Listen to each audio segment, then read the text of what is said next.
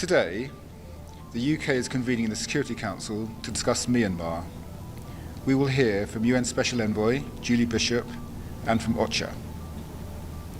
4 years ago this week, Myanmar's military overthrew Aung San Suu Kyi's democratically elected government.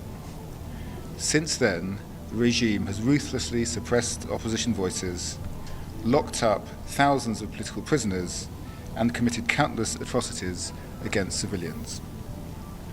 In those 4 years, more than 6,000 Myanmar civilians have been killed. The military's violence shows no sign of abating. In total, the number of airstrikes is 25 times higher than it was in 2021 and includes attacks on civilians, schools, and medical facilities. Likewise, the use of improvised explosive devices, landmines, and shelling has been higher on average in the past year than any year since the coup. Last year, Myanmar had the highest number of people killed or injured by landmines and explosive remnants of war. We condemn these cowardly measures. They must end immediately. The current trajectory of this violence is not sustainable. The military regime must end it and engage in inclusive dialogue reflecting the will of the Myanmar people. This is an essential first step towards any peaceful democratic transition. Any elections without inclusive dialogue will likely increase violence.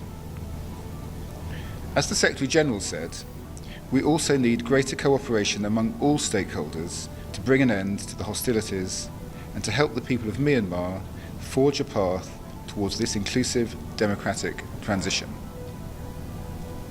The time for Council action is overdue. The military must be held to account.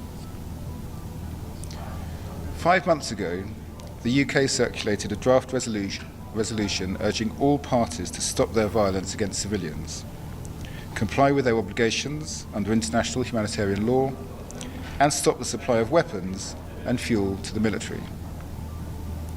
A small minority has prevented the Council from taking such action, but the suffering of the Myanmar people demands the Council acts now.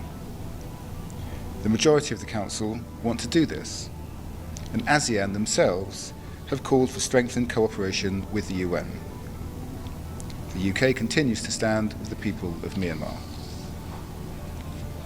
We have led international efforts to cut off the junta's access to weapons and jet fuel, imposing sanctions on 25 individuals and 33 businesses involved in such trade.